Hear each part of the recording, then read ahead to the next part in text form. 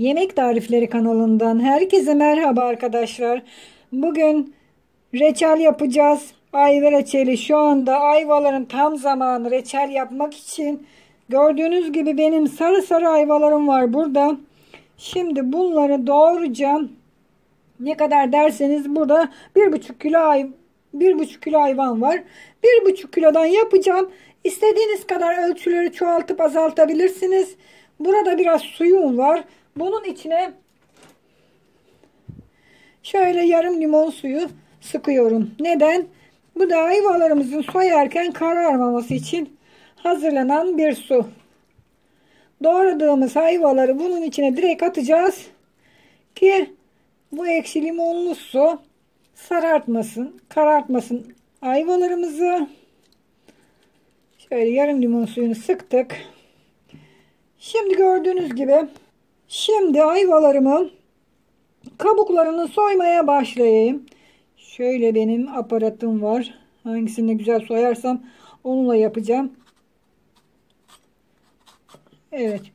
Bununla şöyle kabuklarını soyuyorum.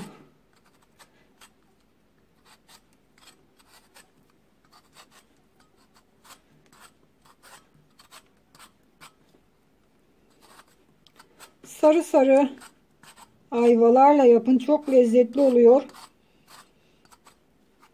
Tüm püf noktalarıyla sizlere göstereceğim ayva reçelinin nasıl yapılacağını. Bir tanesini soydum. Şimdi soyduğum ayvayı dilimleyeceğim. Şöyle çekirdeklerini çıkaralım. Daha sonra bu çekirdekler bizlere lazım olacak. Ayvalarımızı, reçelimizi kırmızı bir renk yapması için çekirdekleri kullanacağız. Şöyle gördüğünüz gibi 3 parçaya istediğiniz şekilde doğrayabilirsiniz. Büyüklüğünü kafanıza göre ayarlayın. Şöyle. Bu şekilde limonlu suyumun içine ayvalarımı soyacağım. Daha sonra dilimleyeceğim. Tek tek. Bekleme olmasın diye. Şöyle sert yerlerini alıyoruz ki çekirdeklerinin,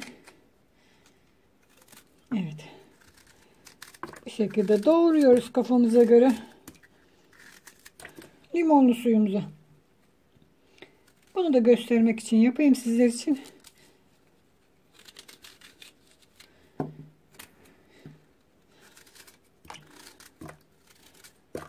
Evet, bu şekilde tüm ayvalarımı doğrayacağım. Evet, sonuncu ayvamızı da doğradık. Bunlar kabuklarımız. Şimdi bol suyla ayvalarımı yıkayacağım. Ayvalarımı yıkadım. Şimdi şöyle bir ölçü tasım var. Bu tasıma ayvalarımı koyuyorum. 1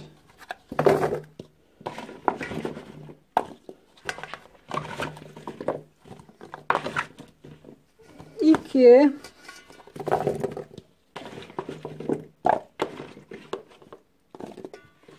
ve 2,5 tas çıktı. Bu da ne demek? Bununla 2,5 tas toz şekeri koyacağız demek. Şimdi ayvalarımın üzerine biraz da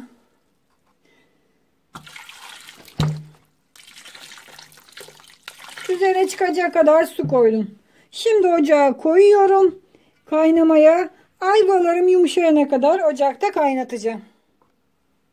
Şimdi ayvalarım kaynarken ben de şurada ne yapacağım?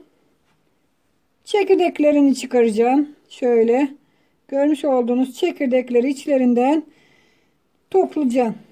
Bunları ne yapacağız? Ayva reçelimize renk vermesi için kullanacağız. Önce şöyle küflü olmayanlardan, temiz olanlardan çıkarıyoruz. İyi gözükenlerden gözümüze.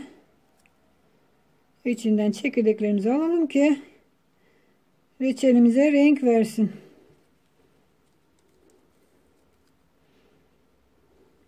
Ben beyaz ayva reçelini sevmiyorum. Koymazsanız beyaz olur. Gıda boyası katanlar var. Ben doğallıktan yanayım. Onun için kendi çekirdeğinden renk yapacağız.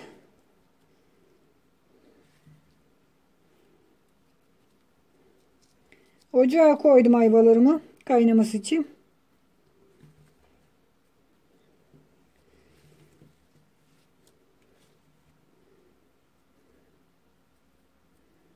Bu kadar yeterli olur sanırsam. Ayırdığımız çekirdekleri şöyle temiz bir tülbent bezin içine koyuyoruz. Şöyle kapatıyoruz ve dümcüklüyoruz. Bunu kaynayan reçelimizin içine koyacağız. Acıları renklerini vermesi için, pardon. Evet, bu şekilde kapattık. Şimdi reçelimin içine atıyorum. Evet, reçelim şu anda kaynıyor, ayva reçelim. Gördüğünüz gibi ayvaların pişmesini bekliyoruz. İçinde çekirdeklerimiz burada. Bakın. Yavaş yavaş kaynadıkça kırmızı rengini verecektir zaten.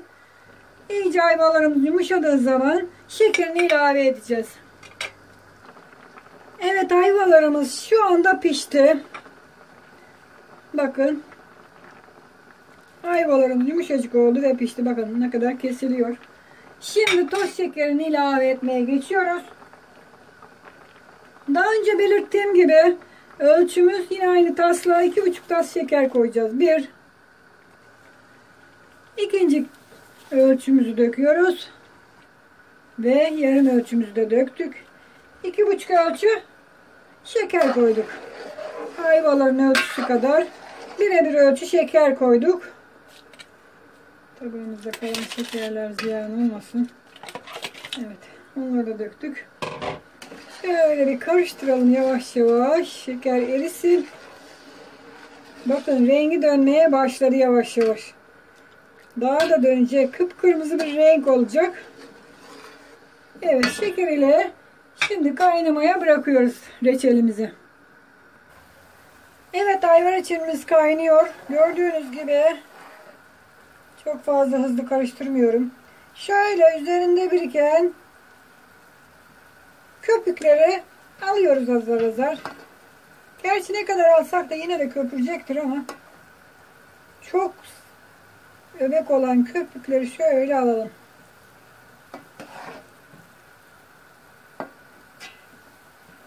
Reçelin acı olmasını önlemek için bu işlem.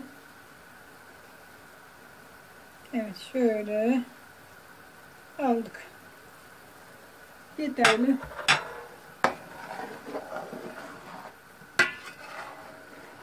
Şekeriyle birlikte reçelimiz kaynıyor. Ve rengi kırmızıya dönmeye başladı. Daha da kırmızı olacak. Şu anda tam kırmızı değil. Koyu bir kıvam olana kadar kaynatacağız reçelimizi.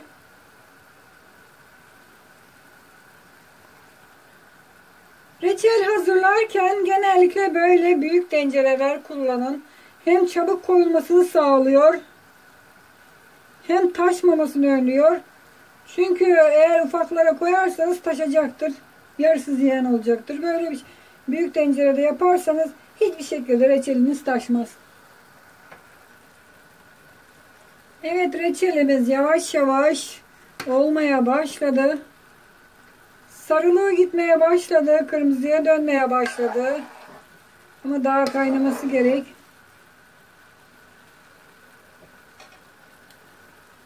Tamamen kırmızı bir renk alana kadar kaynatıyoruz. Evet, reçelimiz oldu. Artık suyunu iyice çekti. Bakın ayvalarımız kırmızı rengine dönüştü. Şimdi içine limon sıkıyorum. Bu da şekerlenmesini önlemek için.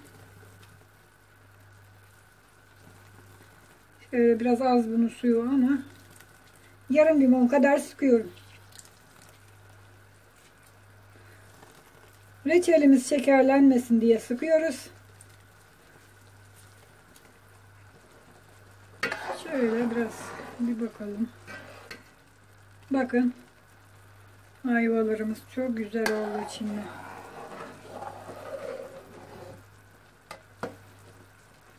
Ben bunun köpüklerini sürekli aldım ama ne kadar alsak da yine köpük yapacaktır. Evet, reçelim istediğim kıvama geldi. İstediğim renge geldi. Bakın kıpkırmızı oldu reçelim. Artık ocağını kapatma zamanım geldi. Ocağımı kapatıyorum. Şimdi reçelimi sıcak kavanozlara dolduracağım. Bakın kıpkırmızı rengi var. Bir dakika. İçinde olan çekirdeklerimiz vardı.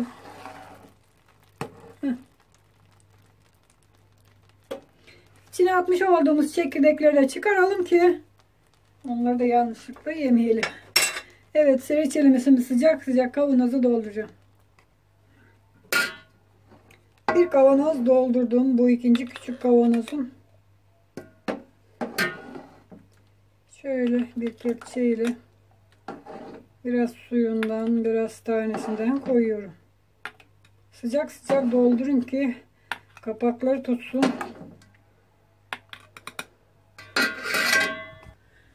İki kavanoz reçelim çıktı. Bunlar da fazlası. Bunları koymayacağım ben kavanoza. Bunu hemen tüketmek üzere normal bir kaba koyacağım.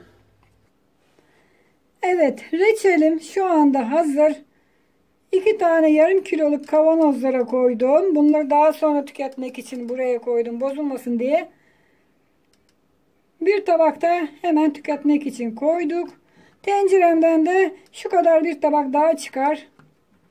Bunları hemen tüketmek için hazırladım buraya. Umarım ayrıntılı bir şekilde hazırladım.